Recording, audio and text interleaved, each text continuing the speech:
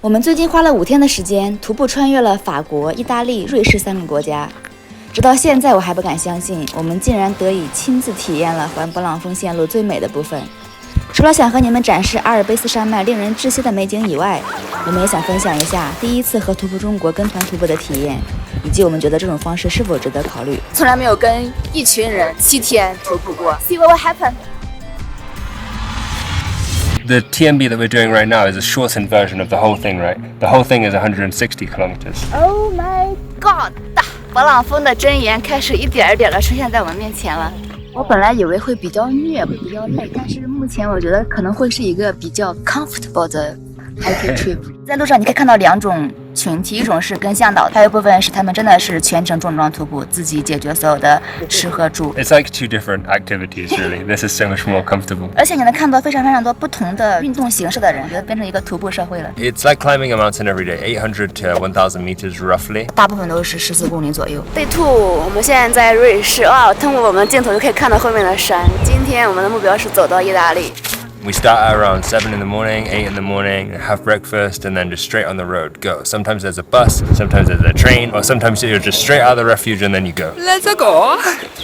跟团的话就一定会有一个向导，至少一个领队。一般的话，领队是从国内派过来的。然后向导的话呢，他必须是本地阿尔卑斯区域的，然后是持证上岗的教练。Eric's great. He's got so much experience and he brings so much positivity to the team. It's really great to have someone who knows the local stuff, especially for translation. 它可以帮助你打开一扇窗口，去了解这个地方，不仅是局限在风景上、地貌上，还有就是更深入的文化上。How have you found this trip this time in this group? Oh, Ayanda! Beautiful weather, but we had also the storm, so it was like a great adventure. 这个小屋子被塞满了，只能装10几个人，但是我们有20几个人呢。刚刚暴风雨太可怕，我真的很担忧我们剩下的队友，因为我们4个先到达，所以我们很安全。但还好他们都在这儿，他们都已经彻底淋湿了。行程的第4天，徒步的第3天，今天我们要从意大利穿回到法国，第一个高光时刻。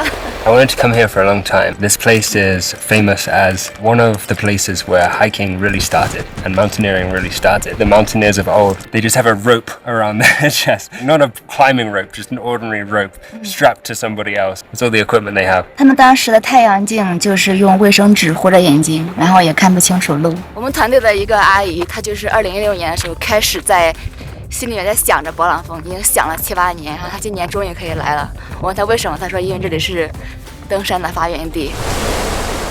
Like everything else on this trip, the accommodation has been sorted for us. We haven't had to worry about it at all. It kind of depends where we have been as to what kind of accommodation we've been able to get. Like right now, we're just in a town, so we're right in the center. It's a beautiful hotel. It's perfect. 然后有时候是我们刚好当天结束的地方是在那个深山老林里面，可能那个选择就只有山屋了。比如说男女混住，10几个人住一个房间，或者是4个女生住一个房间等等。And then also the food. Yeah, lunch time. We haven't had to worry about that the whole 实在 time. 扛不住了，太饿了，比团队先吃。And in the evening, usually we'll just go to a restaurant. 传说中的瑞士烤奶酪，我觉得这个是。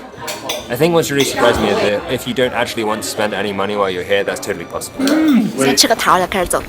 There are a lot of reasons, I think, to be part of a group. There are also some reasons that we would choose not to be a part of a group for. So we just wanted to talk about both sides of this. 首先，我觉得优点的话，跟一群人徒步会更有意思，因为说不定哪一个成员就比较搞笑，时间过很快，大家嘻嘻哈哈就过去了。 The flip side is that I really enjoy the peaceful moments when it's just the 2 of us hiking, and you definitely are trading one for the other. 然后我觉得最大的优点呢，就是你不用背帐篷，不用背餐具，不用自己做饭，你可以带一个托运包，你可以带各种各样的行李，不用做攻略，不用提前找酒店。 Another one of the disadvantages of being in a group for me is the lack of freedom, because I'm the kind of person that if I like somewhere, I like to stay there for an hour. When you're with a group, you just can't. And the other thing is that sometimes you end up waiting for group members, which is fine if you're like us and you want to take photos. There's always someone to take a photo for you.